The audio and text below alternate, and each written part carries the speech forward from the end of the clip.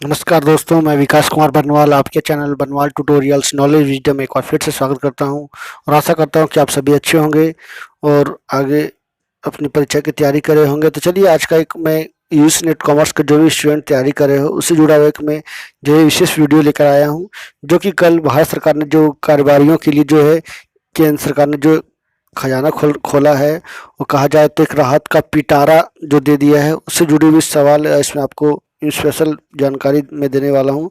तो इस वीडियो को जरूर देखिए अंत तक।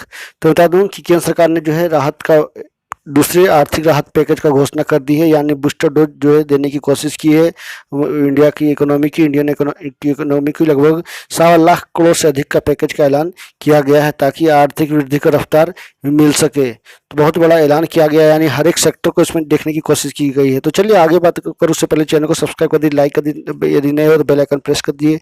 चलिए इसके इंपॉर्टेंट पॉइंट्स क्या निकल के आए तो बता दूं कि केंद्र सरकार ने 6,29,000 करोड़ रुपए का एक और आर्थिक पैकेज जारी किया है, यानी ये दूसरी आर्थिक राहत पैकेज है। सबसे महत्वपूर्ण इसमें क्या क्या घोषणाएं की गई इसमें बता दूं कि क्रेडिट गारंटी के तहत हेल्थ सेक्टर को जो है 50,000 करोड़ रुपए का लोन, स्वास्थ्य इंफ्रास्ट्रक्चर के लिए 23,000 करोड़ रुपए अलग दी गई है। टूरिज्म सेक्टर की बात की जाए तो पहली राहत दी गई है। रजिस्टर्ड ट्रैवल एजेंसियों को 10 लाख और गाइड को 1 लाख तक का लोन, 5 लाख टूरिस्टों को मुफ्त में वीजा। कहा जाए तो आत्मनिर्भर भारत अभियान के तहत लोगों को जो है काफ़ी राहत मिलने जा रही है। गरीब कल्याण प्रधानमंत्री गरीब कल्याण अन्न योजना के तहत जो है लोगों को नवंबर तक राशि अच्छी खासी जो है उनको खाद्य सामग्री मिलने जा रही है। किसानों को विशेष सब्सिडी मिलने जा रहा है। निर्यातकों का बीमा कवर दी जा रही है। आत्मनिर्भर भारत के तहत जो है 31 मार्च तक जो है समय बढ़ा दिया गया 2022 तक, यानी हर एक सेक्टर को जो है बूस्टर डोज देने की कोशिश की गई है। टूरिज्म को भी जो है राहत दे दिया जा रहा है। मतलब करीब देखा जाए तो कोरोना की तीसरी लहर से निपटने की तैयारी सरकार ने पूरी तरह से कर रखी है।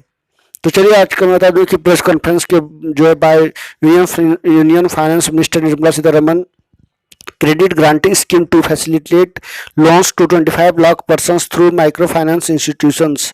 Grantee will be provided to scheme commercial banks for loans to new existing NBFCs, MFIs for on lending up to 1,25,000 to approximately 25 lakhs small borrowers। यानी कहा जाए तो प्रत्यक्ष रूप से 25 लाख जो लाभार्थियों को इसका लाभ मिलने वाला है, यानी 1 लाख 1.25 लाख रुपए जो है उनको जो है दिए जाएंगे जो एनबीएफसी और एमआईएफ से जुड़े हुए हैं। Interest rate on loans from banks to be capped at MCLR plus 2%, यानी MCLR का जो दर दी गई है उसमें 2% जोड़ करके जो है ली जाएगी। मैक्सिमम लॉन्स टेन्यूर 3 ईयर्स, 3 साल का ये अवधि होगा। 80% of assistant to be used by MIF incremental lending interest at least 2% below maximum rate prescribed by RBI. Focus on new lending, not repayment of old loans. No guarantee fee to be charged by NGCT. Guarantee to be 75 default amount up to 3 years through National Credit Guarantee Trustee। तो ये कुछ जानकारियां थी जो कि press conference के माध्यम से दी गई थी। तो चलिए बता दूं क्रेडिट गारंटी योजना में सेहत पर जो है फोकस देने की बात की गई है। तो emergency credit line guarantee scheme में 3 लाख करोड़ रुपए की घोषणा की गई थी। ECLGS जिसका शॉर्ट फॉर्म है, उसमें 1.2, 2.0, 2.0, 3.0 जो है अब तक उसमें करीब 2,69,000 करोड़ रुपए का वितरण किया जा चुका है। अब जो है 4.0 आया है। इसमें जो है कहा गया है कि ECLGS के तहत जो है लगभग 1.5 लाख रुपया जो है राशि दी जाएगी, अतिरिक्त राशि दी जा रही है। 1.5 लाख करोड़ रुपया अतिरिक्त राशि दी जाएगी, यानी कहा जाए तो अब तक इस स्कीम के तहत जो है कुल इसका दायरा जो है लगभग 4.5 लाख करोड़ रुपया हो गया है। तो ये काफ़ी इंपॉर्टेंट सवाल है और मैं बता दूं कि इससे जुड़ा हुआ एक टॉप 10 इंपॉर्टेंट क्वेश्चंस जो है UC net commerce class student के लिए जो है मैंने करवाए हैं। तो आप उसका लिंक मैं शेयर कर दूंगा, डिस्क्रिप्शन बॉक्स में जुड़ सकते हो, क्योंकि इस तरह का सवाल जो है अक्सर आपको आने की संभावनाएं 110% है यूसी नेट कॉमर्स में। तो नेट सेट और JRF के जो भी स्टूडेंट तैयारी कर रहे हो तो इस वीडियो को जरूर देखें। तो चलिए आगे बता दूं कि हेल्थ सेक्टर को जो है को बढ़ा है बूस्टर। तो एक तरह से कहा जाए तो संजीवनी मिलने का काम किया देने की काम या कोशिश की गई है। तो हेल्थ सेक्टर के बारे में वित्त मंत्री ने कई बड़े ऐलान किए हैं। इस पैकेज में मेडिकल सेक्टर को लोन क्रांति दी जाएगी।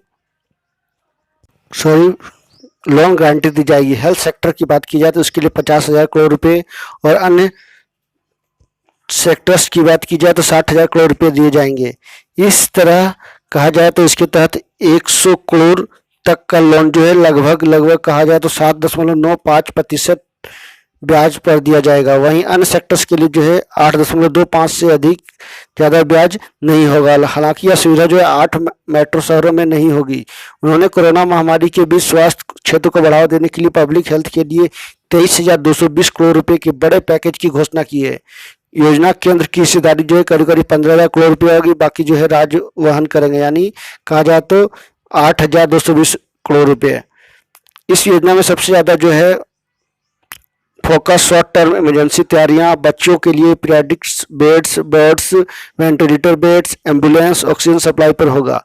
देश भर में केंद्रीय, जिला और सब जिला स्तर पर ऑक्सीजन की उपलब्धता बढ़ाई जाएगी ताकि फिर संकट ना हो। ऑक्सीजन संयंत्र लगाने के लिए अस्पताल, nursing home, clinical medical college को 2 करोड़ रुपए तक का कर्ज दिया जाएगा, जिसमें 7.5% ब्याज दर ली जाएगी। टूरिज्म की बात की जाए तो पहली बार जो है बड़ी राहत की घोषणा की गई है भारत सरकार के द्वारा। तो टूरिज्म सेक्टर में रजिस्टर्ड ट्रैवल एजेंसियों और टूरिस्ट गाइडों के लिए राहत की घोषणा की गई है। लाइसेंसधारी टूरिस्ट गाइड को 1 लाख रुपया और टूरिस्ट एजेंसी को 10 लाख तक का लोन मिलेगा। इसकी 100% गारंटर जो सरकार रहेगी। लोन पर प्रोसेसिंग चार्ज नहीं लगेगा। इसके अलावा 31 मार्च 2022 तक पहले 5 लाख विदेशी पर्यटकों को वीजा सरकार जो है मुफ्त जारी करेगी।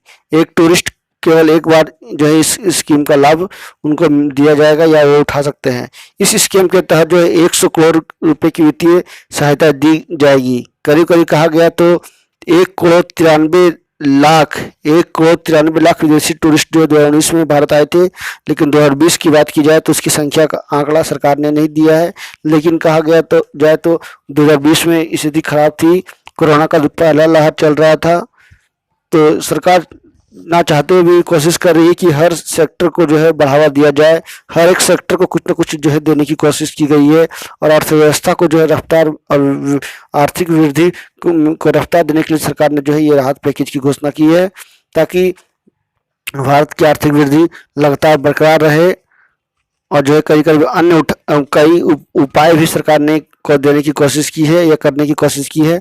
आर्थिक आत्मनिर्भर भारत रोजगार योजना का विस्तार भी किया गया है। वित्त राज्य मंत्री अनुराग ठाकुर ने बताया कि अब इस स्कीम को बढ़ाकर जो है 31 मार्च 2022 तक किया जा रहा है। तो ये देख सकते हैं इसमें बेसिक पॉइंट्स क्या है। सो इस स्कीम के तहत जो है अब तक करीब 21,42,000 लाभार्थियों के लिए जो है 902 करोड़ रुपए खर्च किए जा चुके हैं।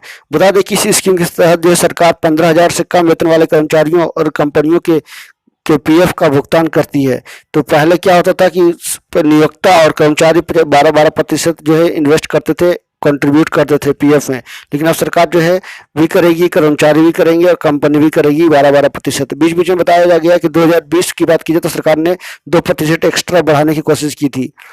तो इस बार करीब जो है 58,50,000 लोगों को जो इसका लाभ मिलेगा। और सरकार को बोझ की बात की जाए तो 22,810 करोड़ रुपया जो है इस पर खर्च कर सरकार करने जा रही है। तो काफ़ी बड़ी राहत पैकेज जो है सरकार ने घोषणा कर दी है। आखिरकार लोगों को जो है चिंता करने की जरूरत नहीं है। तो प्रधानमंत्री गरीब कल्याण अन्न योजना की बात की जाए तो भारत सरकार ने इस योजना को विस्तार किया है और सरकार ने घोषणा की है कि जून जुलाई के बाद अब भारत के 80 करोड़ गरीब परिवारों को नवंबर तक मुफ्त में राशन दी जाएगी। इस स्कीम पर चालू वर्ष के दौरान लगभग 93,869 करोड़ रुपए का सरकार पर जो है बोझा पड़ने वाला है। तो आप देख सकते हो सरकार ने साफ तौर पे कहा है कि दिवाली का मौसम जो है नवंबर तक रहता है, लोगों को बड़ी जो है आर्थिक पैकेज की जो जरूरत होती है, इसको देखते हुए सरकार ने ये घोषणा किया है। और दूसरी बार बता दें कि केंद्र सरकार ने गाँव में ब्रांडेड योजना के लिए 19,041 करोड़ रुपये जारी किए। इसके अलावा केंद्र सरकार ने किसानों को 14,775 करोड़ रुपये की अतिरिक्त राशि दी है। सब्सिडी देने की कोशिश की गई है। 9,125 करोड़ DAP जबकि 5,650 करोड़ रुपये NPA के लिए दिया गया है। तो ये राहत पैकेज जो है कहीं ना कहीं लोगों के लिए, जो भी संस्थाएं हैं, जो भी टूरिस्ट गाइड हैं, जो भी कहा गया हेल्थ सेक्टर से जुड़े हुए हैं, सभी को जो है काफ़ी राहत मिलने जा रही है। और कहीं ना कहीं जो है एक तरह से बाजार में जो लिक्विडिटी बरकरार रहे उसमें भी जो है सरकार ने जो है बरकरार रखने की कोशिश की है। तो ये अब तक का दूसरा जो है आर्थिक राहत पैकेज जो है मिल चुका है लोगों को। अब आशा है कि जो है इसी तरह से देश की आर्थिक वृद्धि बने रहे, जीडीपी जो है लगातार वृद्धि हो। तो चलिए बता दूं, छोटे कारोबारियों की बात की जाए तो लगभग 1.25 लाख तक का कर्ज जो है सरकार देने की कोशिश कर रही है। क्रेडिट गारंटी स्कीम के तहत छोटे कारोबारी, individual, NBFC, micro finance institutions को अधिकतम 1,25,000 तक का कर्ज दिया जाएगा। इसका मुख्य मकसद नए लोन का वितरण करना है। सरकार गारंटी देगी।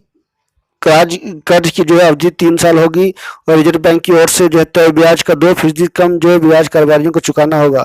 उसी तरह से बात की जाए तो इस स्कीम का लाभ जो है 25 लाख लोगों को मिलने जा रहा है।